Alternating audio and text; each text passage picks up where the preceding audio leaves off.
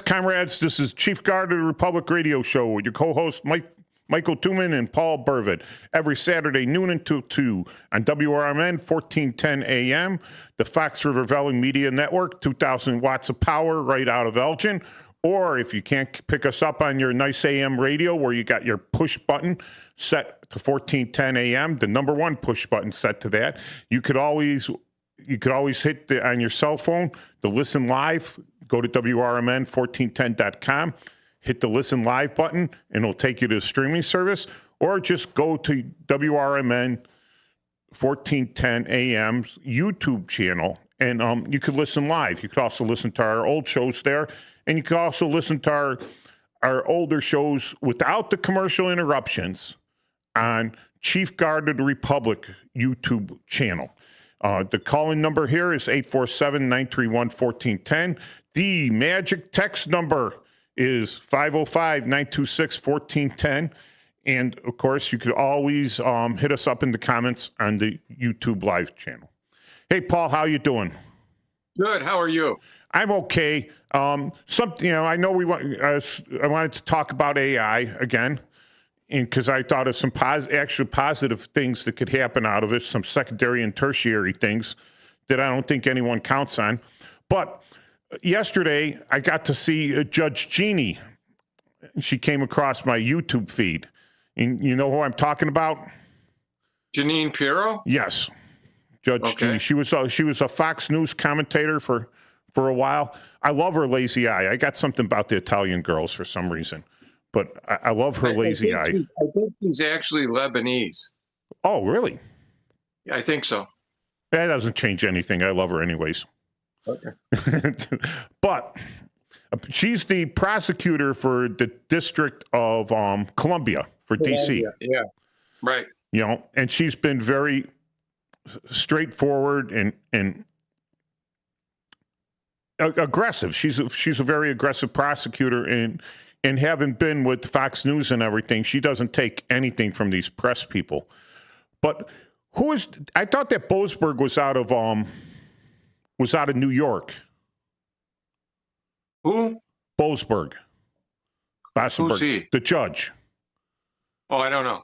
Okay, so there's a federal judge out there, Boasberg.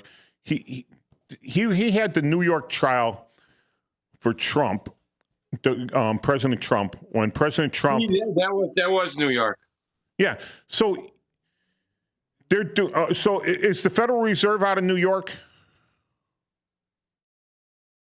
I don't know where they're headquartered. I think it's New York because he made a ruling because they did a grand jury subpoena, right? A subpoena. It's out of New York. It's out of New York. They did a subpoena for some records. The grand jury did, and Boasberg quashed it. He's like, oh, no, you can't do that. But it's a grand jury subpoena. Mm-hmm. And from what I understand about the grand jury is they could subpoena literally anything that doesn't violate a person's Fifth Amendment or Sixth Amendment rights. And it has to be reasonable, just reasonable, right? Like you have to have just a suspicion. You don't have to have probable cause. You know, can you, for our layman listeners out there, can you describe the difference between probable cause and reasonable suspicion? Well, probable cause means that you have evidence, okay, which actually might be enough to convict somebody, okay? But evidence that doesn't rise to that would be of a reasonable suspicion. So, you know, to find somebody guilty, you have to have, you know, beyond a reasonable doubt. Probable cause is what you use to get you to have the determination of beyond a reasonable doubt. And reasonable suspicion is what you use to kind of start to get your ball rolling and start your investigation. All right, so like in a real simple view on a policeman's terms out on the street there, I see a guy with a gun. He's flashing it, right? In the open. And this is Illinois where you have to have an FOID and, you know, it's concealed carry, not, open carry, right? I see him. I have probable cause to make a stop to inspect to make sure he's got an FOID and everything's legit, right? Now, as a police officer, many times on the West Side, I see people pulling at their pants, pulling their pants up, and their hand constantly goes to one side, pulling their pants up. And I see this over and over and over again. This gives me reasonable suspicion that the guy's carrying a gun under his shirt or whatever, and it's pulling down on his pants, because a lot of them don't wear belts, right? So it's pulling down on his pants, and he keeps pulling the pants up to keep the gun in his waistband, right? So now that's not probable cause, but because I can articulate based on my experience, right, that is reasonable suspicion. So now I have reasonable suspicion to do an interview, and because I feel the man may be armed, in that case, I have reasonable suspicion to perform a protective pat-down search, which isn't probable cause. But then I find the gun in the protective pat-down search, right? I find the hard object, Now, as I find that, now I have probable cause. And, do you have, he doesn't have an FOID or whatever. So maybe it's an oversimplification. But in my experience, to get a warrant, a search warrant, or an arrest warrant by a grand jury or by a judge, you need at least probable cause. It's for a warrant. For a subpoena, you don't need probable cause. You need reasonable suspicion. That reasonable suspicion, if I subpoenaed, this is one thing with AI, right? AI. So if I subpoena enough phone records in, I have reasonable suspicion that these 20 people may be involved in a criminal drug conspiracy, because normally these people would not associate with each other. You don't see them. But I have my people out there watching them, and they say, hey, all these 20 people seem to be meeting, on and off between each other. So I go, okay. And I know one of these guys has been convicted in the past of dealing dope, right? So then I get a subpoena on these 20 guys for their phone records. And I see that they're all calling each other all the time, right? So that subpoena could lead to probable cause. But in itself, their phone records are not probable cause until I put the connections together, which is something that AI is absolutely fantastic at doing, It's absolutely fantastic at doing something like that. So I'm using, if I go to a phone company as a detective and I said, hey, can you dump this tower for me? Can you dump this, the cell towers? I have let's say I have a robbery that occurs somewhere, right? And I triangulate it between 3 cell towers.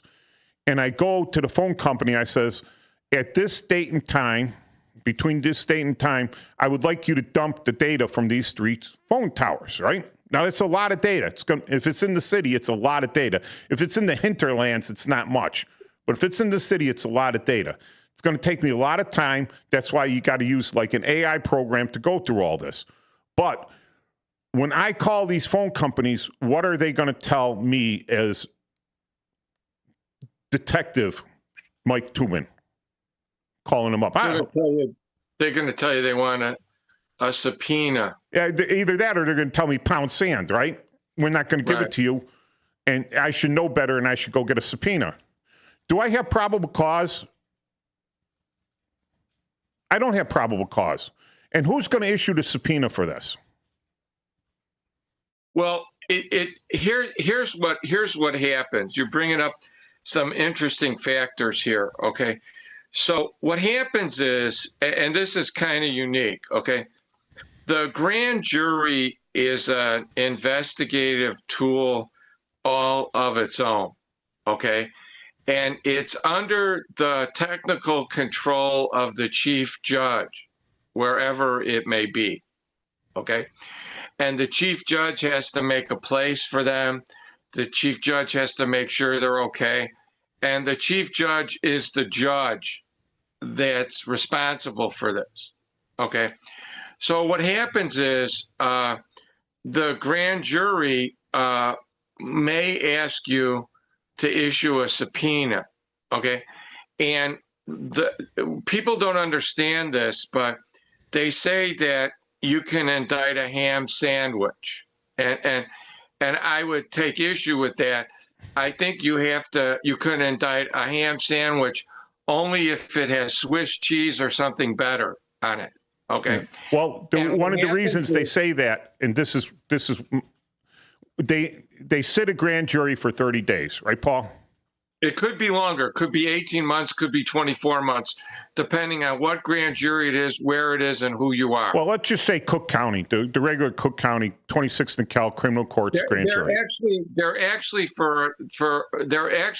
at one time was 3 grand juries in Cook County. Well, yeah, I know, but there was the regular grand jury. Yeah. There was the narcotics grand jury, which went for 18 months. And then there was the statewide grand jury, which went for 24 months.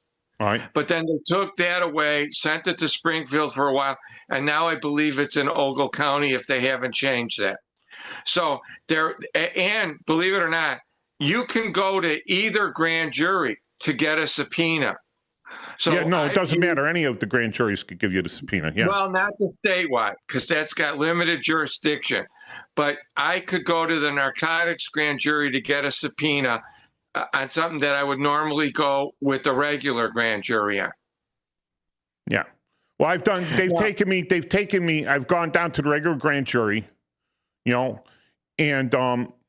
they've had to take me to the narcotics grand jury because the regular grand jury was busy with something else and they were falling behind with all these detectives and patrolmen. So they took us to the other grand jury and we did all of our testimony and got the true bills out of there.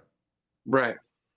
So one of the things with the ham sandwich thing. Yeah. The prosecutor is technically the legal advisor. Yes. Of the grand jury.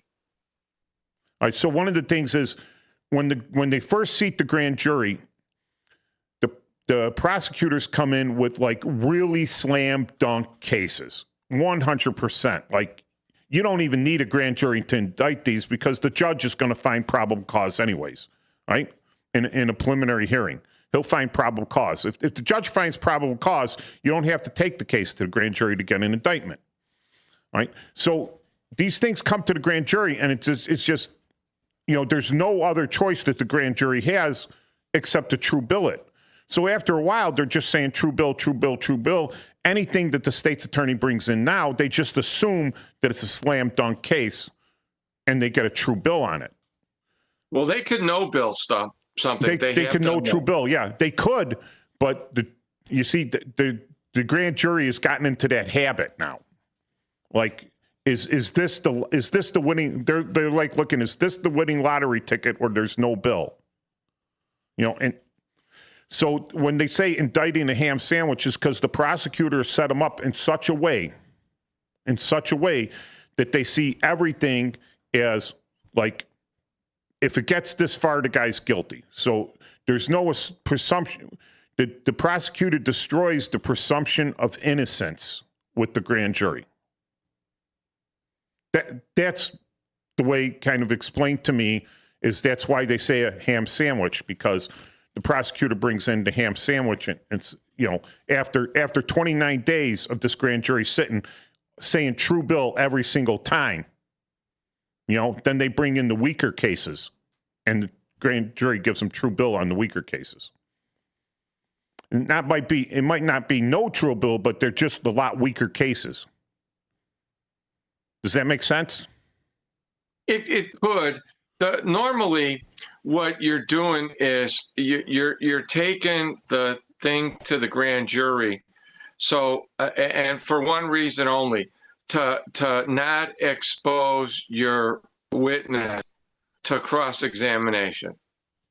Okay, so what happens is there's several ways to charge, and it's like that old line in A Few Good Men. Well, show me where in that book or wherever where it says where the lunchroom is. And he goes, no, I just follow people. So if you do a preliminary hearing, which is one way of charging a case, okay, the problem is your witness gets to be cross-examined by the defense. And defense loves this because they ask all kinds of crazy stuff that's not related to the specific fact at hand, but they want to damage the witness later on for trial. Okay. And you never want to do that. Okay. So what you'll do is you'll put on like a eyewitness witness that's really not important, or the policeman. And you don't even have to have the policeman that was involved. You just have to have a policeman that read the reports. And how you do it is, Officer, XYZ, were you assigned to investigate the candy theft over there at the preschool? And they'll go, yeah. Now, in your investigation, did you learn that, Brutus, the mean kid from the 5th grade, stole the kindergartners a toffee? Yes, I did. And then, officer, was this done in Chicago, Cook County, Illinois? Yes. And was this done without the knowledge and permission of the little kid, the grandparents, the parents, the teacher, and the principal? Yeah. Okay. And then that's it. You get a true bill. Okay. So, and you didn't have to put that kid on who might not, who might be too young right now and is afraid of Brutus or whatever. So that's the key to the grand jury. And sometimes it's called a fishing expedition. Okay. To where now what's important, what people don't know is we would go in and we would request information from a bank. Okay. And we would put the officer on and we would ask them, do you need information from Joe Schmo, Fifth Third Quantity Bank to complete your investigation? And he would say yes. So you wouldn't put the bank on, you wouldn't put anybody else on, and then you'd get your subpoena, okay? And then if you were anybody worth your salt, you would take the approved subpoena and go to the chief judge, and you'd have an order that the bank not disclose it. Because what happens is the bank then does copying. See, they get paid a lot of money to copy and research, even if it's 5 pages. So they want to be paid, okay?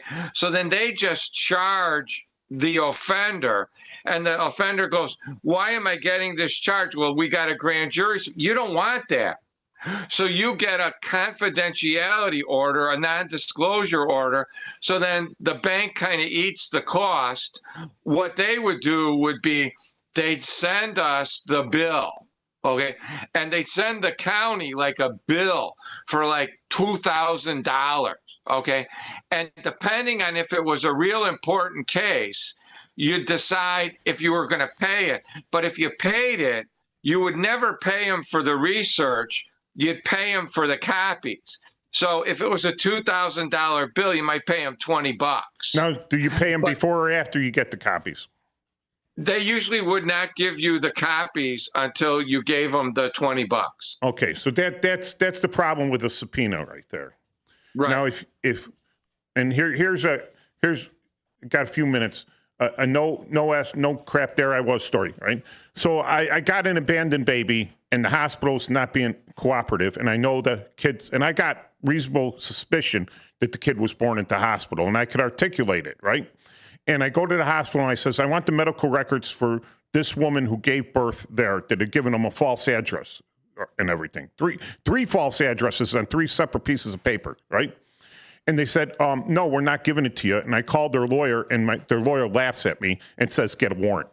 So I go over to financial crimes. I take one of the pie cookie cutter warrants for financial crimes. I just take out everything that says financial crimes, that says medical records, and put this woman's name in there, right? And then I go down to the judge, and I get the judge to approve the warrant, right? And the mistake I made was this is late in the day, and I says, well, I got to organize everything, and I got to get a paddy wagon because I'm going to go to the hospital. I'm going to get all their medical records, originals. Like I says, if you don't have good copies, certified copies, I am going to remove the computers from your hospital, right? Because I got the search warrant. And I send it to this lawyer, and he freaks. He goes, why don't you get a subpoena? Well, subpoenas could be quashed, and they could take their time with the subpoena. They could do, well, whatever, you know, and then to talk to their friend and have it quashed, right? But with a search warrant in my hand, they can't do anything. They have to comply. They have to comply. I come in the next morning. The guy had called my lieutenant. They've both been in law school together, right? And my lieutenant tells my sergeant to tell me not to serve the search warrant, to go quash it. And I'm like, well, thank you, Lieutenant. Well, that just destroys my entire investigation. Thank you very much. And I got this big stack, and I handed it to the sergeant. I says, it's yours now. I'm not doing it. I'm done. And did they ever comply with any of this information? No. No. They knew they were at fault because they hadn't read this woman, you could leave your baby here if you want act. And they knew they didn't do that. And I'm like, I'm the bad guy. They're not cooperating. All I want to do is find the woman whose baby this is, right? Because she might have some medical complications that the doctors might want to know for the baby. Right. Right? A little bit of, you know, she might have other kids that are at risk.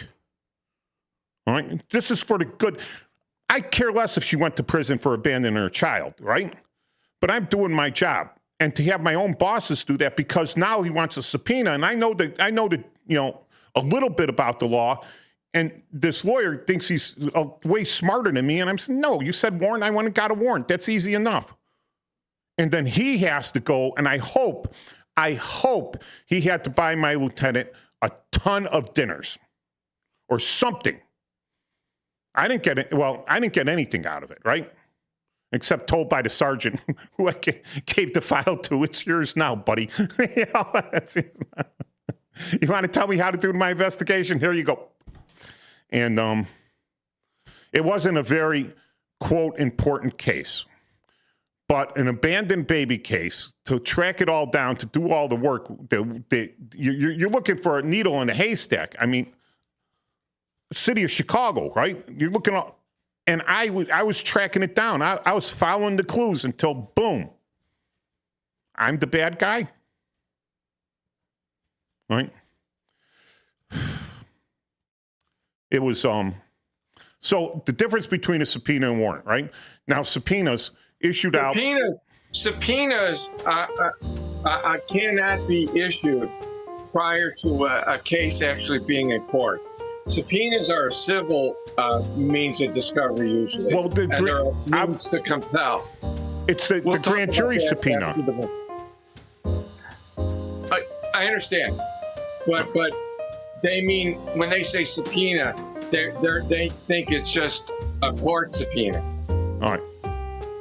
We'll be back in a few minutes with the second quarter of the Chief Guard of the Republic show here on WRMN 1410. Chief Guard of the Republic radio Chief Guard of the Republic radio shout-out show with Mike Tooman and Paul Burvitt every Saturday, noon until 2, WRMN 1410 Elgin. And if you listen to us, it's 12:30, so you obviously know the noon until 2 thing. And their studio number here is 847-931-1410.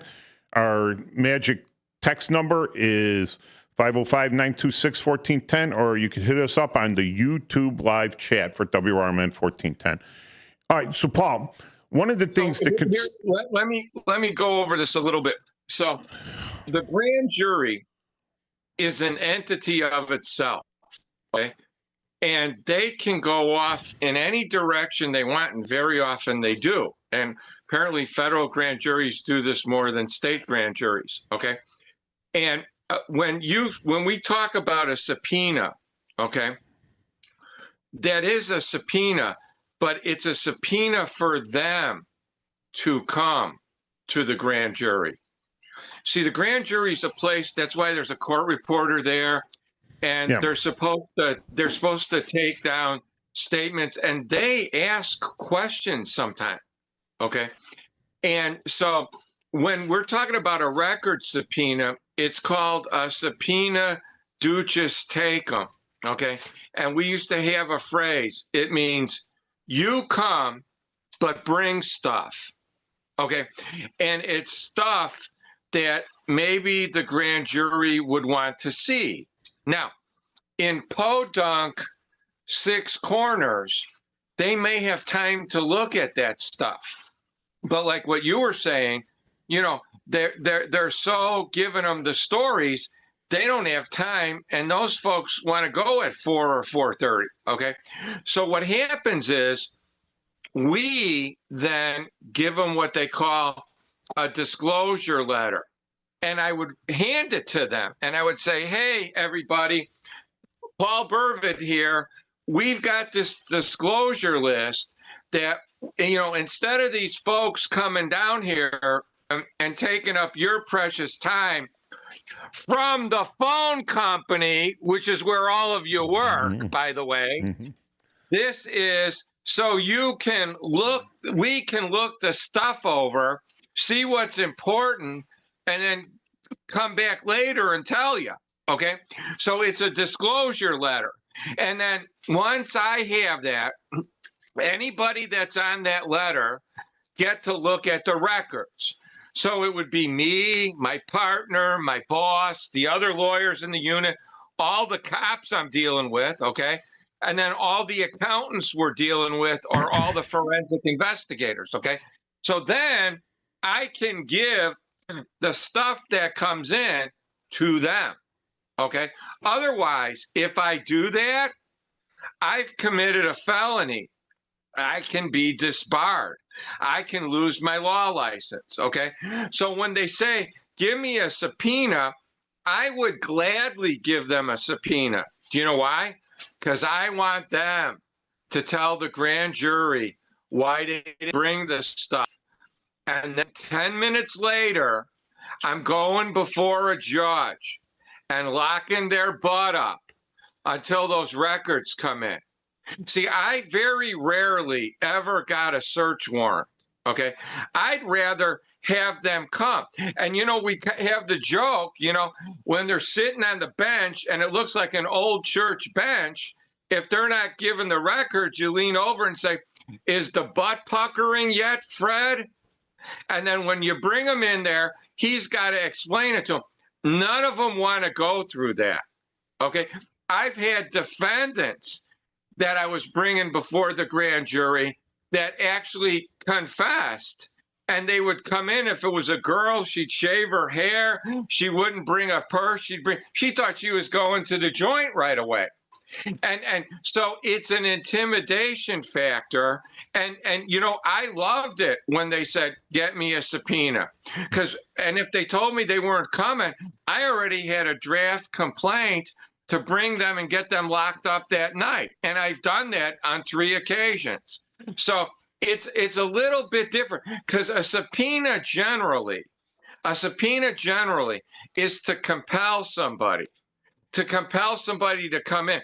Now, what we would do, we would write, "In lieu of coming down, you may submit the records to," and then we'd have 2650 South California, branch 66, 4th floor. And then we could either take it, which we generally did not want to do, or have them submit it. And then on the return date, because I worked both places. So I would, if I was for the Attorney General's office, I would call up and say, "Hey, did any records come in for me?" And then I'd go there daily and see what came in. Okay. So that's the difference. That's how it's supposed to work. Okay. And a lot of people, you know, would say, "Well, you don't have to come in." I never told anybody they didn't have to come in. In fact, I a lot of times was sitting there, because whenever I I had all my subpoenas for different cases always returned on the same date, the same hour. So I'd sit there for 2 hours waiting to see what came in. And then if it didn't come in, Paul was very disappointed. He was so disappointed that, people were getting calls that, they would be coming down there tomorrow and getting locked up. Okay. So that's the way it's supposed to work, because I'm just an agent of them. Okay. Right. And that's why, it's special information.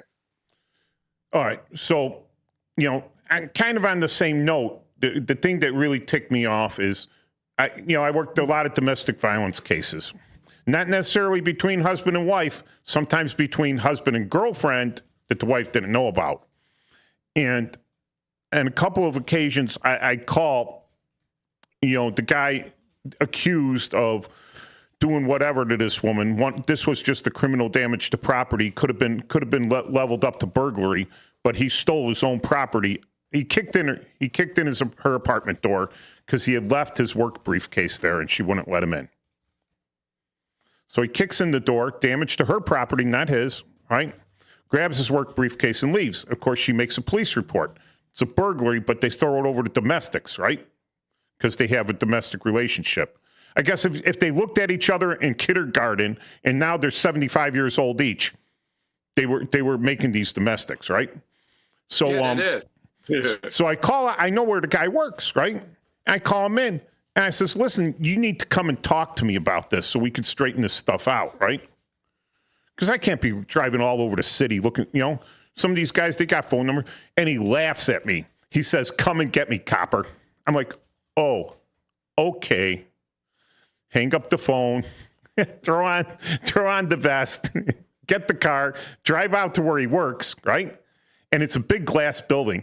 And I could see it, like you could see all through this building. And I could see a guy as I come up with the Crown Vic, right? The guy gets up out of his desk and runs out the back door. He's like, boom, hauling down. I walk into the building. There's the receptionist. And I go, yeah, I need to talk I gave her the name, this guy's boss, right? And I talk to him and I give him my card and I says, I tell him, right? If you got his number, cell phone, whatever, I don't got that. But tell him I'm going to go over to his house in the suburbs and speak to his wife to find out if she knows his girlfriend. Right? And now I'm driving out to suburbs because, don't make an idle threat. Right? Driving out, I get a call from my sergeant. Hey, the guy called. He's going to come in tomorrow. I've gone, too late. Dude told me come out and get him. Well, now, and then I'm getting yelled at a different sergeant now, I'm like, oh, my God. So I come in, because direct order from the sergeant, don't go out there. Okay.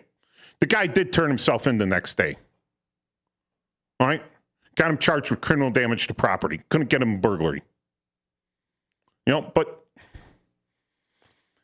kind of like that. But here's the thing. And I'm saying that this is a sergeant, backdooring me. He's supposed to be helping me. And he's backdooring my investigation. Right? The other time, the lieutenant, right? Supposed to be helping me. The lieutenant could have talked to this guy and says, listen, just send us the paperwork then. And he won't come out and cut your computers apart. But that didn't happen either, right? Here you got a federal judge in New York, and you got a grand jury investigating out of D.C. And the D.C. grand jury is issuing a subpoena, and the federal judge quashes that subpoena in New York from a D.C. grand jury because the case that's being investigated is kind of, I guess, federal, whatever. He says, almost saying like you need probable cause for this subpoena, which you don't, and you never have. And my kicker on this is this has been, I can't pull out all the case law, right? But this question has obviously been answered by the Supreme Court on a past case. So there's case law on it. I understand there is, right? And this guy is quashing something that he should know he doesn't have a right to do that. The judge's powers are not unlimited. They should be working reasonably within the framework of the Constitution. And when the Supreme Court makes a decision, they have to work. They have to, no matter what their belief is, because the Supreme Court has already made the decision. The Supreme is and interpreted the law as written, as passed by Congress, as signed by the president. Right? Already done that.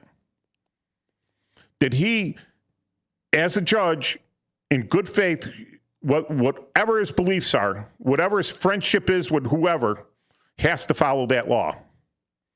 But it's obvious he's not doing. So that raises even more questions. Why? Why would he do this? Knowing it's totally wrong. Like they said, because he's a lifetime bench appointee. Because he's the man in charge. And he even if it's from another district, he believes that they were probably circumventing his authority, and that's why he did it. Now, that's very hard to do, and if they feel that that's wrong, they should take that up with the chief judge. Okay, if that's still not the case, there's a method to turn them in to the federal judicial system, besides going to an appellate court and getting them to direct them not to do that on an emergency order. So, I mean, you do have judges that believe that, and they're in control of their courtroom, and they feel they're in control of things that aren't necessarily in their courtroom if they feel that it's circumventing things. So I have to be careful because I can't say, what I might really think, but there's a mechanism for that. And there's a way to address that, especially if he's exceeding his authority. Yeah, it's called impeachment. Well, no, there's another way. Getting a hold of the supervising judge, because every district. Okay, what if he is the supervising judge? Then you go to the appellate district over there and you file an emergency appeal. All right. So that's just what do you call it? Current event thing. All right. Right. So now as we approach the second half of the show, because we're talking about artificial intelligence, and to lead into this, remember the Obama phones, Paul? Yes. So my belief is that the Obama phones were given out to force the cell phone companies to expand their infrastructure on their own dime. All right. You mentioned that last week, and I think that's a really good analysis. All right. So you got these cell phone companies. Money's coming in no matter what they do. You could have 50 drop calls. You're still paying for your cell phone. You might go over to another company. You're still going to have the drop calls. They say, can you hear me now? They all use the same cell towers. It's all an incestuous relationship, right? They're just marketing it different. If you don't force them, like really give them drop calls where people are saying, what's the point of this, right? Where they can't get data, where they're being overwhelmed. And that in the future you're going to need this expanded infrastructure, but you don't want to pay the bill because you shouldn't really have to, right? But these companies, like the banks that get the bailouts, the insurance companies that get the bailouts, the auto companies that get the bailouts, because they don't see the secondary and tertiary effects of their actions, right? Oh, we've been making money forever, but we haven't evolved. And now we're failing. Bail us out. No, that's your own fault for not evolving. Well, they forced the cell phone companies to evolve, and they expanded the infrastructure massively. You have this AI coming into effect now. And I have a feeling we're going to go back to the future on this. And it's going to be the same radical people that were screaming about the environment and nuclear energy, how dangerous nuclear energy is, right? How dangerous having a nuclear reactor around is, and everything else, are going to suddenly flip the switch and go, oh, But nuclear is so much better for the environment because we're not, mining. You're not getting emission. You're not getting the carbon dioxide, carbon monoxide, other toxic munitions. You're not getting the dirty coal, sulfur gas, and acid rain coming down and all that stuff. It's nuclear energy, and we could bury the depleted uranium somewhere, or we can make munitions out of it, or we'll find a use for it. And because these AI server farms chew up. A 500-watt light bulb, right? It's 500 watts. It's half a kilowatt. And keep that on. It uses half a kilowatt of energy. That's 1,000 watts. A megawatt is 1,000,000 watts, 1,000 megawatts, right?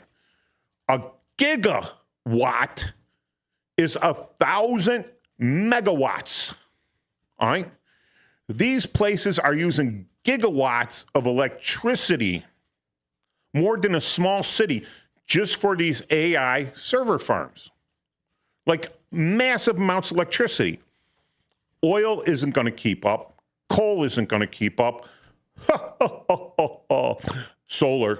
I don't know, right? And wind power. Hydroelectric. Well, hydroelectric was bad for the environment too, right, Paul? Oh my God, the black darter fish, little fish thing, So we can't have this hydroelectric dam pumping out all this power, right? The Chinese have 3 major dams, and they pump out terawatts, which is 1,000 gigawatts, right, of power. They actually slowed the rotation of the Earth because of one of the dams. Really? Yeah, it's a fact. They slowed the rotation of the Earth because they knocked it off its balance by the amount of water that they dammed up. Yeah, it's actually true recently. Oh, man, cool. That's the Chinese? Yeah. Oh, great. So they're doing so much great things for the environment. But so there's only one answer. What we should be doing is telling people, they keep this up, we're going to be floating off the Earth. And we won't be able to get back. That's what we should be telling people, Unfortunately, Paul, over 51% would believe it. I know. Okay, so as we set up these massive server farms, and they are massive, it boggles my mind. They're talking about artificial intelligence, but one of these server farms, I figured it out last night. I crunched the numbers a little bit. All right. You could have 1,000 people working at one of these server farms, 1,000 people. And they have more, in those 1,000 people, they have more processing power in their heads than 10,256 gigabyte memory. God knows, some of these things have 16 processing cores, right, working at so many megahertz, and 14 terabytes, 10,000 little computers, 14 terabytes of data on each capability of data on each of these computers, right? And still, 1,000 humans have more processing power than all 10,000 of that.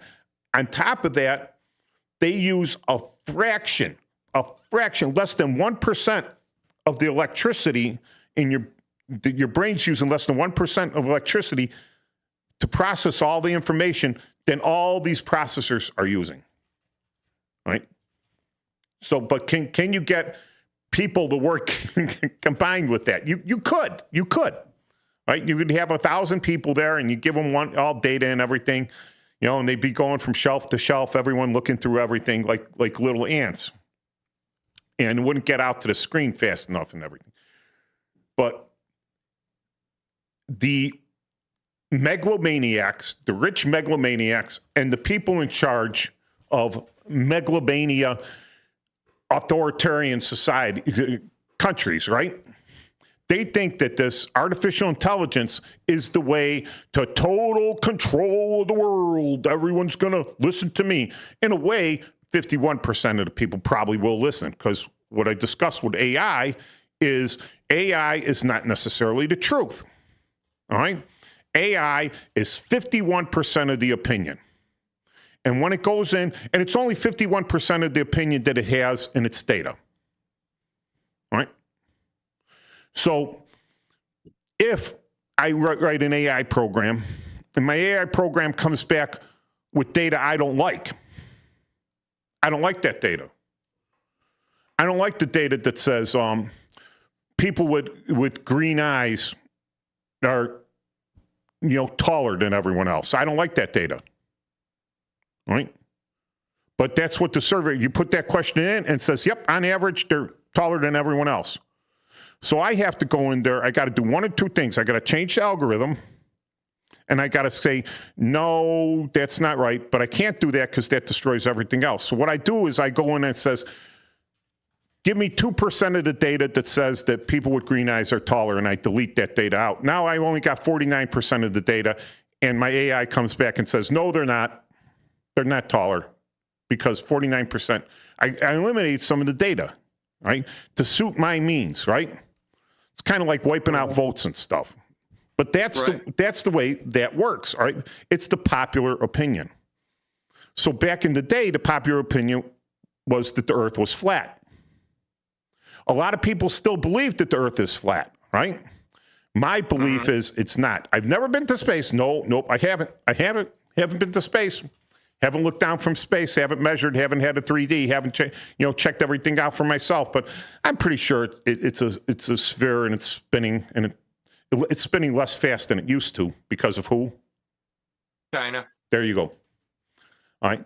But when you have all that energy being pumped in, it's sucking up more oil and coal electricity. Oil and coal. Biggest producers of electricity in the United States, oil, coal, oil, coal, oil, coal, oil, coal. Not garbage, not solar, not hydroelectric, not wind power, not thermodynamic, not subthermal generators. Those are all one-offs.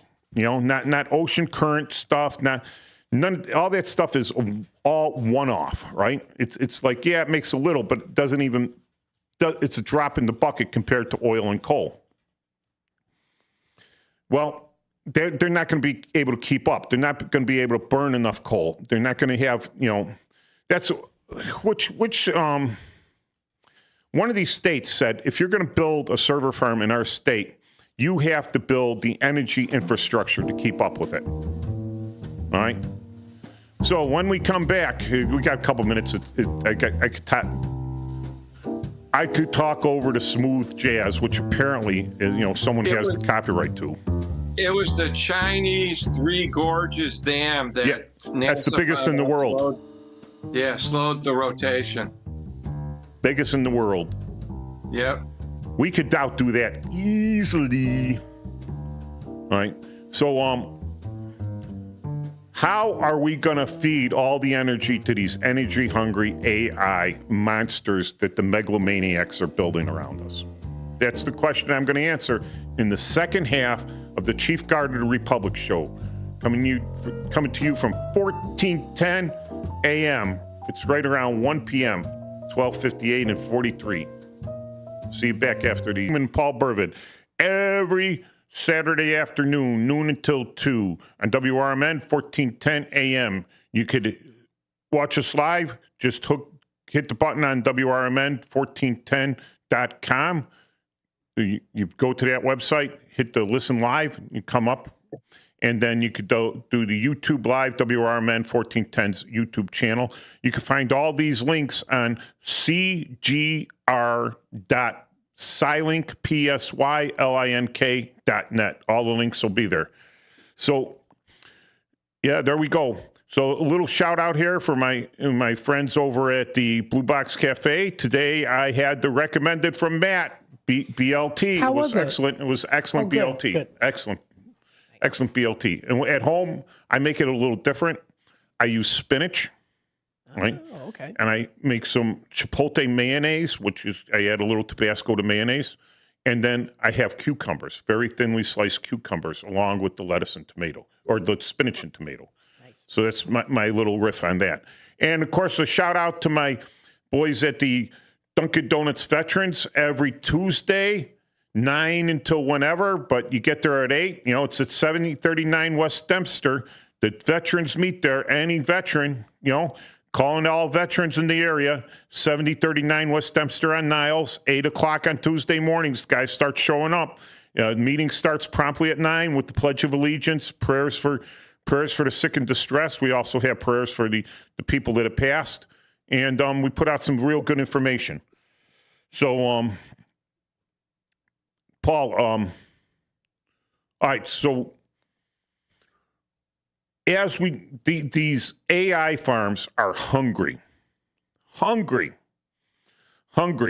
right? And they're hungry for not just electricity, just unbelievable amounts of electricity, right? That create heat. So if you can imagine, you get a electric blanket, an electric stove, a heating pad, all work on the same principle. Resistance and conduction creates heat. Electricity creates heat. So here's a little plug here for the Pizzazz pizza cooker. You could see the electricity. All it is it's heating up an iron bar, right? That creates the heat. And a little motor turns my pizza, heats it from top and bottom with these iron bars heating up, right, through resistance. So all these little itty bitty micro filaments that carry the electric charge. I don't know if they're carbon or copper on a very, almost molecular scale, right down there. Very thin, they all carry electric charges going through. They're not superconductors. A superconductor conducts the electricity with no resistance. And that, they think, only happens at the temperature of absolute zero. Right? So these conductors still have resistance, which creates heat. So when you're moving all this charges across these surfaces, it creates heat. If it creates too much heat, these are very fine electronic components. If they get too hot, they melt. And then they're no good. So they got to keep them cool. So not only are they using electricity creating heat, you got to use electricity to create air conditioning or some cold liquid bath. That's what they're doing now. They're dipping them in non-conductive liquids, right, that are cold. And the whole computer board sits in there so it all stays at a certain temperature. And then it's like a giant air conditioner. You can heat 1 million fish tanks, but they're getting all this surplus energy because they're heating this stuff up using that energy, and it's all going to waste. It's all waste energy. It's not like they're recycling it. When when I was in basic training at Fort Leonard Wood, they had incinerators where they would take all the paper trash and they would incinerate it. And the paper trash would burn, and they would heat up these boilers and steam. And that steam would go to all the buildings in the area. Underground pipes would carry the steam, and that's what heated the place. All right, the incinerators. These servers aren't using that in that way. They're not doing anything like that, right? So it's a lot of wasted energy. So what I see coming out of this in a secondary effect is that they're going to have to put nuke reactors in to keep up with the energy. Because aside from the power of a giant hydroelectric turbine, megatons of water and gravity creating this force, this huge force, right? Even the burning oil cannot create enough steam force as one of these hydroelectric dams does, right? But they don't want that because of environmental reasons. The only thing close is nuclear power, because it will create a lot of steam. It creates a lot of heat, That heat heats up water, creates steam. The steam turns turbines. It's supposed to be a sealed system, so that water goes and gets recycled. But the cold water, you got to get cold again. It goes down into a cooling pool or whatever, and that evaporates, causes water evaporation. That's where they're worried about radiation getting through and stuff. But it could be contained properly if maintained and designed properly. So now you have nuclear reactors, and you have, as each of these server farms has its own power source, then you don't have the drain on the system. All right, you're not crashing the system, and energy provided through either coal or oil or something else, or just if they build the nuclear power plant large enough, it's providing surplus energy for the local people, which provides cheaper energy. Right? This lowers energy costs. That's one of the secondary effects. Right?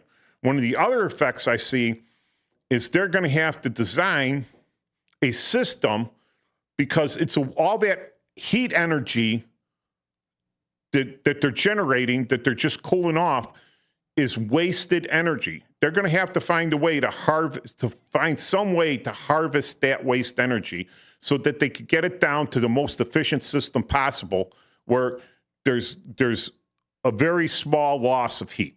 Now there's a huge loss of heat energy, an absolute huge loss. So as the technology goes, the guy that's going to compete best with these AI farms is the guy that could be the most efficient. All right? And the most efficient is going to be nuclear. That's it. So I see us going back, and what I said is the environmentalist, right, that was screaming bloody murder about, oh, Chernobyl, 3 Mile Island, all this stuff here. They're gonna flip, because these guys are. Who's gonna convince them to flip? The megalomaniacs, the oligarchs, the control freaks that are throwing everything into this AI. They're throwing everything into this AI, right? Those are the ones that are going to flip the switch on the lamestream media, the mainstream media, the legacy media, all that stuff. They're going to flip the switch on them, and you're going to see all sorts of positive stories come out about nuclear energy. What do you think, Paul? Oh, you're probably 100% right. Yeah. I know that they're working on miniaturizing the reactors so they could keep them locally, and the way they figured out in case it fails is it's going to be in its own pool, so that if it melts down, it'll melt down in its own pool. Yeah. Well, they talk about molten salts, fission, and stuff like that. There's all sorts of stuff on that. But we already have miniaturized reactors. They're on our submarines. They're on our our aircraft carriers, which some cities in the United States won't allow to port. Oh, we're a nuclear-free zone. Oh, good for you. That switch will be thrown. Okay, it's like the meme where they're taking the chip out of the back of the NPC character's head, and they're replacing it. They take the chip out. Nuclear power, bad. Putting in the new one. Nuclear power, good. And flip the switch. All right. So you got that, all right? And now you got the waste energy. Someone's got to find a way, right, to harvest that waste energy. One of the things that kind of not so much anymore, but when I was a kid, I had this book about how to make money on your own, right? And they told a story about one kid that went to all these photo processing plants, right? And this would be considered like hazardous waste material now and everything. And he got all the runoff from the developing baths. And then he was able to do the chemical process to separate the silver nitrate out, the silver nitrate, make it into silver again. And he was reselling the silver. So that's like nowadays with silver right through the roof, boom. You got that. So what do they do to reprocess this other energy? The other thing coming out is 5 years down the line, people are going to have computers that are not just, they say computer flips over and is every 18 months becomes twice as efficient, right? The memory doubles every 18 months, memory capacity. Well, you got these the computer boxes, right? With 256 gigabytes of RAM, random access memory. That's what the computer uses to think. The hard drives, that's just what it uses to store. That's like a library. As long as it's in the RAM, the computer doesn't need to access the hard drive. Right? So 256 gigabytes of RAM. All right. So those, as they replace these things with the newer technology, a 256 gigabyte RAM, 14 terabyte hard drive, server computer is going to be going for $400. Maybe even cheaper, maybe $200.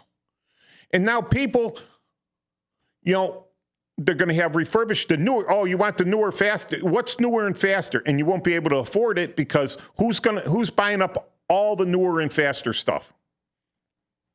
The AI people. The AI people. If you're a gamer, you better have deep pockets to be top of the line. You better have deep pockets because they're buying up the stuff. Everything's on a premium. You could spend like $5,000 on your gaming computer. Cool. That's what you want. And you'd be way out behind everyone else. That stuff's going to be turning over too. So it's a competition thing. It's like, remember the corner wars for gasoline before, state taxes and city taxes and everything murdered all that, right? You'd have 4 gas stations on one corner and one guy be a penny lower. And everyone would go to that guy for the week. And then everyone else would start lowering their stuff and it'd be a war, a corner war. Well, what you have now is the reverse, right? You have a war.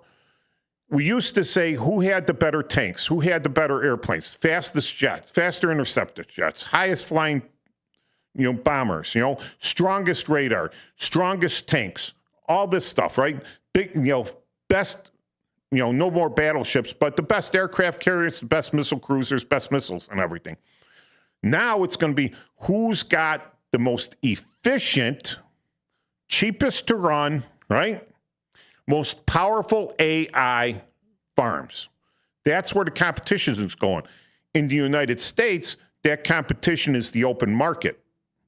So you got Microsoft, who I see Microsoft's going to be screaming, bail me out. Because just looking at it, I go, hey, AI, for all these server farms, what is the operating system? Linux. Unix-based, right? Open source. No licensing required. You could go into that code and change it how you see fit. You could throw everything out you don't need and make that the slickest, the slickest drag racer, they're weightless, it could be the jockey, the skinniest jockey of all the racehorses, right? Linux. Microsoft is fatware, right? It's not efficient. But everyone that uses Microsoft products intensely is using the Microsoft servers. But that's only 20%. Where they have an 80% market share in PC usage, they've only got a 20% market share in AI. The thing is, as they lose that market share in AI, people are going to be going over to the Linux, the open source, the free stuff, right? The modified as you want. And Microsoft won't be able to keep up. And that oligarch in charge, that megalomaniac, that megalomaniac guy up there at the top there, right? He doesn't see it coming because he's a narcissistic sociopath. His company is not going to change because it constantly makes money until it doesn't. They got they got the government junkies, right? They got the government junk. The government all uses Microsoft crapware, right? They use Office. They use this. They're the government junkies. But the people are waking up now, and especially these server farms and the businesses said, hey, if I could run my massive server farm here for AI on Linux, why can't I have all my computers in my corporation using the same thing? And then he's losing his market share. He's going down. Yay. So there's another good thing to come out of AI. is that it kills Microsoft. And I'm sure Bill Gates has some hard currency available or something. He's not all highly invested in his own bonds or his own shares of his company. But a guy like that, once he's just a rich guy with no further means of really making money, right? He's a nobody. He has no more influence in the world. So there's another thing. But like I said, here's the thing. We are not alone. So our open source, our competition is open source, which is not open. It's open market, free market, which is always better because whoever makes the better widget, people are going to buy it. In a controlled totalitarian government, all right, they're competing with other governments, all right? Sometimes they compete on, well, what we consider unfairly, but they don't consider it unfairly because we are an open market. It's massively open to bribery and influence and everything else, right? Whereas a closed government isn't so much open to bribery. There's acceptable forms of bribery on there, but they are able to control their own AI. So if they want, if they want to put a server farm in a town, and in order to supply it with electricity, the people living in the town are limited to 40 watts in their entire abode a day. They can only use 40 watt hours. Like they have to split it between 4 10-watt LED bulbs, right? Because they want to put the server farm there and they're going to use all that electricity. Well, yeah, they can do that. What are the people going to say? Nothing. So then go with Russia, too, which is semi-open economy. But when the government says something's going to happen, it's going to happen. The nice thing about them is, right, like when you put in a server farm and you consider where you're putting it, what's the one thing you really got to consider? Who wants to live there? Oh. You got to have employees. You got to bring certain employees with certain technical skills. Right? And so they got to live there. And what does that area have to have? Infrastructure. School. Yeah. School, food, entertainment, movie theaters, everything, right? So if you're setting up this thing, they're setting up in their cities, right? And our free market economy is going in and they're bribing, they're bribing, and I'm going to say it right, the corrupt politicians. Because if they had to pay the same taxes we pay on electricity, they won't be making any money with the way they eat electricity. Right? So they go in and they say, we're going to put the server farm that's going to create so many new jobs for you, but we want a tax break on electricity. I'd be like, no. You pay the same, and because you're paying so much more than everyone else in total, right? The same level, but in total, you're paying so much more than everyone else. Everyone else's bill is going to go down because we're getting that much more tax revenue out of you. That's the only benefit I could tell you is we can lower the taxes for everyone because you're paying a large share of that now. It's like, okay, kind of simple math. $1,000. I got 1,000 residents. They all pay $1 in taxes, and they use 1,000 megawatts, right? And I got a company coming in, and he's got 1,000 megawatts, but he doesn't want to pay $1,000 in taxes, but he says, I'm going to hire 10 people, right? And I'm looking at that, okay, they're going to hire 10 people. Now, if I raise the electricity rate on those people to pay for the 10 people I says, no, I'm not going to do that. But he goes and pays $500, right? Then I can lower my taxes on my 1,000 people to a nickel each, so they're only paying $500, right? So only paying 50 cents each because this guy's paying $500 because they're both using the same amount of electricity, but now the taxes are even.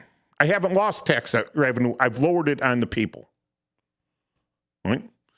So there's a benefit too, but they're not doing that because that makes sense. They're saying, oh, no, you don't have to pay for electricity, but I still got to support that infrastructure for your electricity. So in order to support that infrastructure for your electricity, I have to raise the taxes on my 1,000 people here. Because I just gave you a tax break so you would hire 10 people. There's a person that doesn't know the secondary, tertiary effects. But if they did it right, they'd be like, no tax breaks for you, dude. Zero. We have to maintain infrastructure to support you, so you pay the same taxes as everyone else. Well, I'm not going to put my thing here. Fine, don't.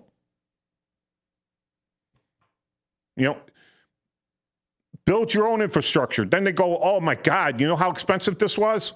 Oh, I had to build my own nuclear plant to provide energy, right?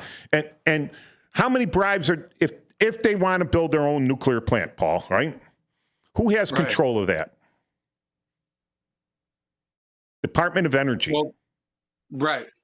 There's a lot of regulations for that. And the Environmental Protection Agency, too. The EPA and everything, right? That's a lot of bribe money, brother. It's a lot of bribe money they have to pay out. Trust me, some guy's thinking right there. But can I save a nickel if I just bribe them? And then he's saving a nickel, but it's going to cost everyone else in the community a dime each. Yay. We lost money. He saved a nickel, but we got this eyesore building here. All right, so we'll be back for the last quarter of the Chief Guard of the Republic. For the last quarter of the Chief Guard of the Republic radio show with your co-hosts Mike Tuman and Paul Burvitt every Saturday, noon until 2. And, Paul, so you got Russia is putting their stuff up where it's cold. So two things they don't have to worry about. Nuclear meltdown that's going to wipe out Moscow or Leningrad, right? Or even Vladivostok. You put it up where it's cold, it's just a data farm. All you need is a pretty powerful satellite uplink or, a big, thick fiber optic line with real wide band. But you have that server farm there. And because it's cold outside, you have the natural cold keeping your processors cool. You have your nuclear plant providing the electricity. And then you could be using the waste heat to actually heat homes there for your workers. But that takes kind of an authoritarian view to get it done. It's like you tell a company that's working in Russia, you say, you are going to do this. And they say no. And you're like, we're kind of a semi-free market economy, but we are an authoritarian leadership, right? And he just said no to me from something I thought was pretty reasonable. I wonder if he's looking for a handout. He sticks his hand out and I cut his arm off. And I go, how about now? And he's like, right away. Right away. I'll do it right away. It's getting done now. Oh, see how that works? No bribes, no nothing. Get it done. Make it happen. It's like Peter the Great. He killed like 1 million people building Leningrad, St. Petersburg, right? Building St. Petersburg, right? He killed a lot of people doing it, but it got built. He built it over a swamp, just like Chicago. Built it over a swamp, and it got built, right? That's what happens there. So we don't have that authoritarian kind of government. We have the oligarchs and everything, and they're all looking for money, but right now they're looking for control, right? And that control between them, I think, I don't think if you sat all these multimillionaire oligarchs in the room together, right? How long before it would break out into a fist fight? Not too long. Not too long. I don't think any of them would know how to fight. Slap fighting each other and stuff. Yeah. But see, they won't work collaboratively, right? But they're working kind of against each other because they all want to be they can't, if you're not elected to office, right, you can't declare yourself king or anything. But if you're the richest guy, you get things done and everything. They all want to be the richest guy, getting this stuff done, getting this stuff built, having the biggest AI. Right now, having the biggest AI is like having the being the tallest guy or whatever, the guy with the biggest feet. If you got the most powerful AI server farm out there, right? You're the guy in the room with the biggest feet. And so, they all want to. I think they all want to look at that, and that's good for one thing. They're going to push this. They're going to push this. Then they're going to push technology to the more powerful processors and everything, to the point where, the iPhone processors are going to look like an abacus, just like an abacus. This little iPhone that does so many things. And all it is a computer processor. It's the software doing all that. And when you got the AI writing software, that's one of the things that AI is used for, right? Not so much, right? Not so much solving the world's problems, but I come into an AI company and I says, listen, I have this company and it does this, that, and that, and produces these widgets. I want you to write me an efficient, logistical, and logistical and money thing, accounting program. And AI can go in there and do it, right? Or take account.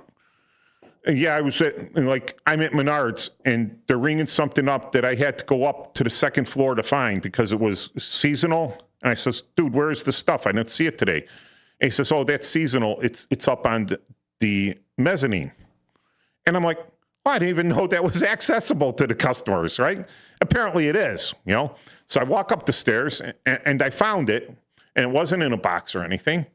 And I asked the girl, I says, hey, I found this, and I had my eye on it for a while, but I had to go upstairs and get it. There's no SKU there, but I took a SKU of where I found it, right? Of what it is. And she puts it in, and the computer says, not in stock. You can't charge. You can't sell it because we don't have it, right? You're trying to sell something we don't have, but they did indeed have it.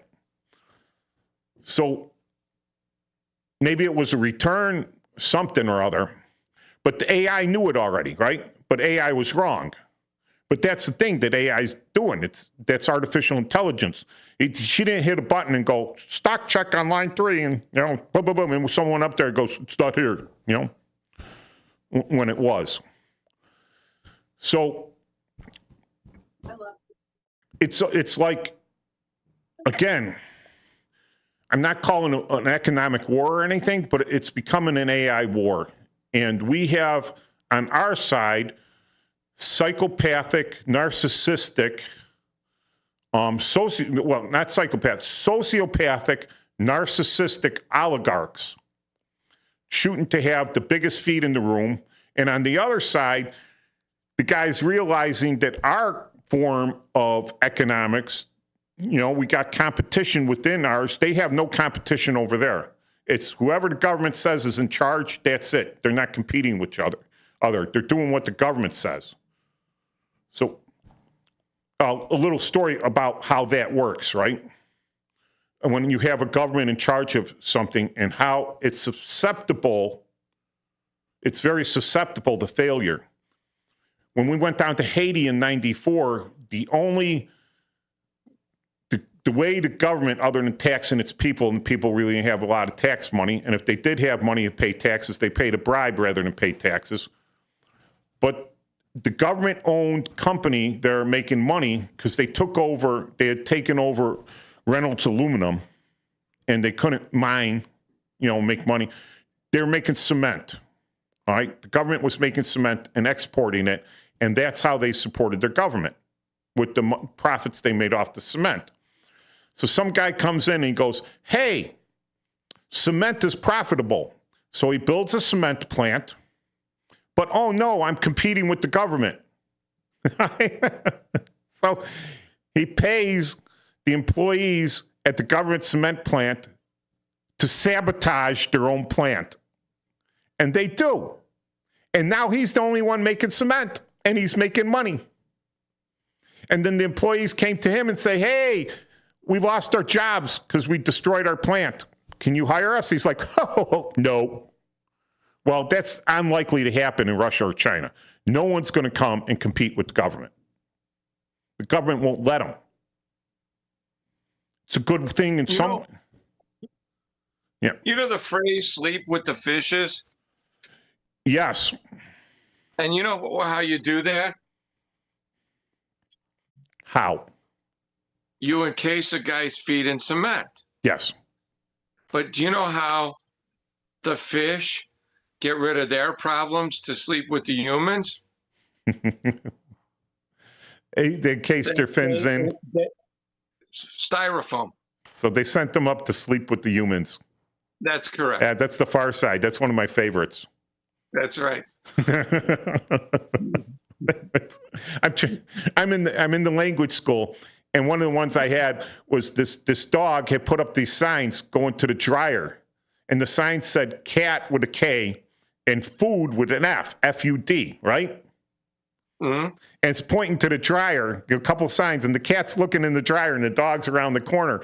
And I says, this is funny. And the the language guy, right? He doesn't understand. I says, you know what's funny about this? He goes, no. I go, dogs can't spell.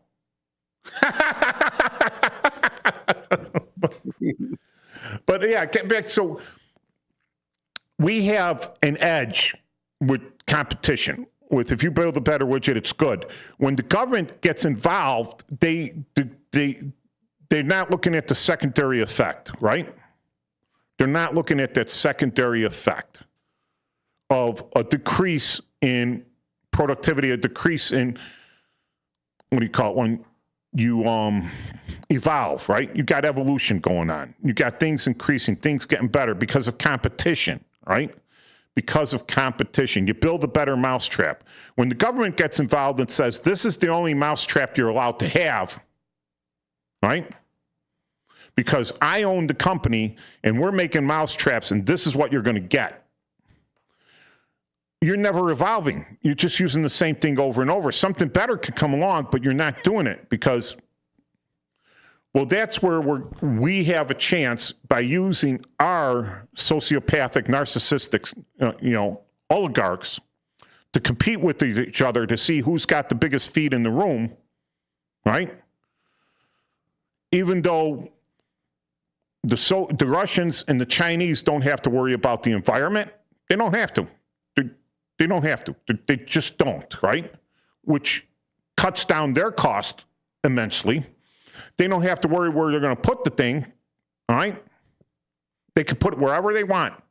And if the people complain, that's all it is. It's a complaint. It's filed in the circular file, drawer number 13. There you go. We filed your complaint. Your name has been noted. The Chinese, right? The same thing. Oh, you're going to complain? You don't like living here? Well, here, let's tear down your buildings. Find somewhere else to live. What? Yes. That's where they have their edge over us. But again, they can only, right? They can only steal our technology, right? They can only copy our technology. They don't create a lot of new technology on their own. Oh, but look at the Japanese. Look at everything they did. Oh, yeah. I see a lot of people walking around California with a degree from the University of Tokyo. When you go over to Japan, you're going to see a lot of people with degrees from MIT, degrees from Harvard, UCLA, because that's where the technology, that's our government getting involved, because that's all government grants. They're paying people to develop this stuff. And I think we talked about it earlier in a different show. When we have a government contractor and they fail at a contract, we eat the money. We eat the failure. Right? That's bad. That's like in Russia, if they had to eat the failure, You know, they won't. They flat out won't. Someone's paying for that. They might eat the failure, but someone's paying big time, right, for the failure. Over here, it's like, oh, well, the Sergeant York didn't work. Oh, well. Oh, well. Not my money. But if it was their money, if suddenly the guy working for Raytheon or whatever, right? Raytheon, Lockheed, you know, GM, AMC, you know, General Dynamics, all those things. If they had a multi-billion-dollar investment in research and everything, and it flopped, and it came out of their bonus money or their CEO pay or the stock owners, someone's paying for that. But they're Exactly. like, oh, well, the government covers it. So, but when it comes to this AI, which has some national defense things in it and everything, but it's just the child of these megalomaniacs that want to have the biggest feet in the room. They will throw billions, and they do throw billions of dollars. They throw billions of dollars at this stuff just so they can have the biggest feet in the room. Billions, right? Research, they don't care. It's all going in there. And that causes the evolution of things to get better, a little bit better, you know? My feet are a little bit bigger now. Oh, no, wait, look, I took this pill and my feet are even bigger than yours. Wait, you took that pill? Let me steal that pill from you and, you know, de-engineer it and say, oh, wait, if I add this one little speck here, my feet will grow even bigger. And they're doing this to each other all the time. It's called industrial espionage, just like espionage from the Russians. The Japanese, they espionage our stuff, our technology, industrial espionage. They come in, they steal our technology, and then because they don't have to pay for research or development or for the royalties on it, they make it cheaper. But you know what they never do with it? The Japanese miniaturized it. They never improved on it. It was the same technology miniaturized, right? So we are the ones that are paying for the research. It may not pay off, and it pays off, but slower because now your competition is doing it. So for all these big, know that our sociopathic, narcissistic oligarchs, megalomaniacs out there are at least pumping money into something that is going to trickle down and improve your life somewhat, while they're going to use that technology to control you because you know, you're getting so used to not thinking for yourself. And Matt just asked me, producer here, best producer in the world, Matt, he says, what happens if all technology falls apart? And I'm like, well, you mean electricity or whatever. You know, that's hard to say. Some people will be okay. Some people won't. I believe a lot of cannibalism will start happening. But, okay, the U.S. Army finally realized, well, they should have known this all along, right? We're relying on GPS for artillery, for bomb strikes, for everything, for radio GPS. What if those satellites are not functioning? What happens now? And then they woke up, and then they took out the compasses again. They dug them out of storage. Compasses. And they dug the maps out. They go, oh, maps. And they started teaching these guys, at least the sergeants, that didn't get this training in basic training anymore because they're just taught, here's your GPS. Hit this button, finds the satellites, tells you where you are. Tell the people the numbers on this here, all right? Because they don't really know where they are. They just tell the people in the know with the computer that pulls up the map that shows them where they are, right? Boop, okay. But now they're giving them paper maps again, the compass, the protractors. Here's how you find yourself when you're lost in the woods. Hey, how do you find the major that's lost in the woods? You look for the sergeant? No, you make a sound like a lieutenant colonel and it'll suck right up to you.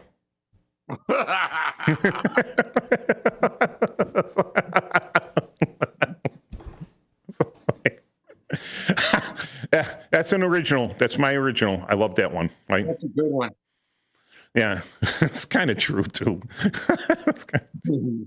So, so what happens if all this AI technology falls apart, and now you have to actually go and read it in an encyclopedia? I think libraries will become important again. Yeah. The Library of Congress and everything. You go to bookstore, you read, you think for yourself.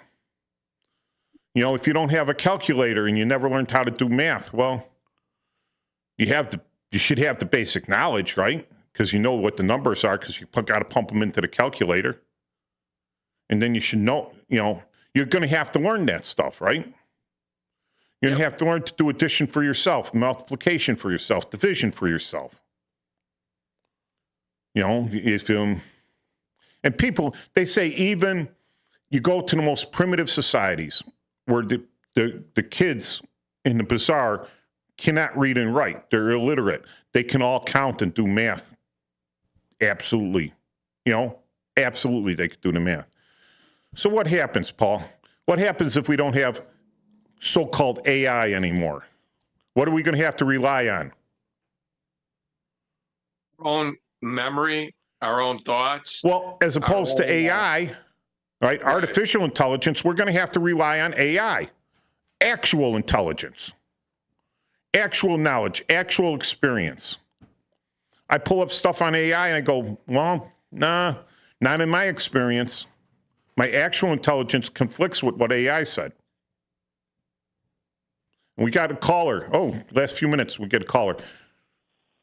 Who's on the line with us? Hello. Yeah, it's Cleveland Dennis. Hey, Cleveland Dennis. Today. Yeah, I find it interesting with you guys and what you speak about, what you talk about, and what you explain. But I'm involved with AI because I use it more and more all the time.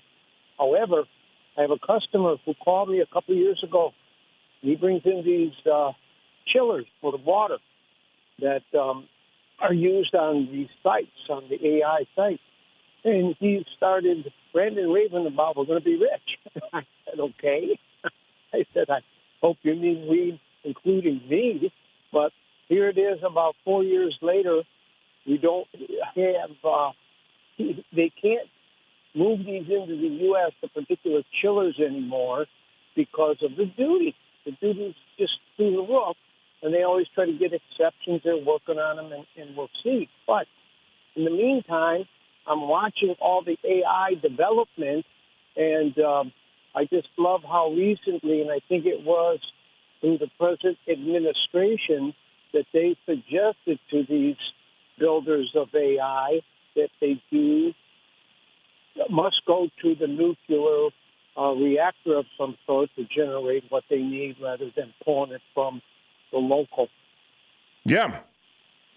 And like I said, when Obama came out with the Obama phones, right? He gave all the Obama phones. He forced the issue. Now you're going to have to force the issue on this narcissistic, oligarchic, megalomaniac sociopaths, rich sociopaths. Right. Dude, you can't just build that AI there and expect us to build infrastructure to supply electricity to you. That's not the way it works, dude. Build your own electricity. No, I love the explanation that you've had, Mike and Paul, about how this works or doesn't work, because it's some good reality. And I just want to say I appreciate the show and the opportunity to make a comment or two. And I just say that's all I got. Carry on. Thanks, Dennis. It's always a pleasure talking to you. For sure. Thank you, guys. Yeah, so when they're talking about duties and stuff, bring this up, to supply our AI guys and everything. Well, here's the thing. If I have an idea and it's a widget and I build my prototype for it and I says, this is going to work. Well, the thing is, don't be a good idea fairy there, because now you have to staff it, right? So here I got the thing and it works. How am I going to mass produce it? Well, I'll just send it over to China and they'll do it. No, not good. Not good. Well, who in the United States is going to do this for you? And, you know, last war story, I was down in Roosevelt Roads, which is in Puerto Rico, and they're doing trade winds, back when we had USync LANT, so Atlantic Command out there, United States Atlantic Command, right? And I had to do the PSYOPs product, and I did a product of a bumper sticker. And it was just to keep these truck drivers' logistics going. And I put a bumper sticker to bump up their nationality, make them feel good about themselves. But I went all over Roosevelt Roads, and I found the print shop, and I found how many copies they can make. Can they make them in color? Could they put them on vinyl and everything? I got all that stuff answered before they even, our lieutenant colonel presented this to the 4-star. All right? And he presented to the 4-star, and because all those backwards questions were already answered, the 4-star says, this is great, and approved it. Right? Awesome. I'm like, so you have to, I come up with a widget, but if I can't produce it in the United States, if I'm relying on some foreign country to produce it, then I just created something and gave it away because someone's going to steal that technology. For sure. All right. And so, Have a great week, everybody. yeah, see you next week. Chief Guard of the Republic Bye. Radio Show. Take care. Same, Bye, man. same Chief time, same Chief's channel.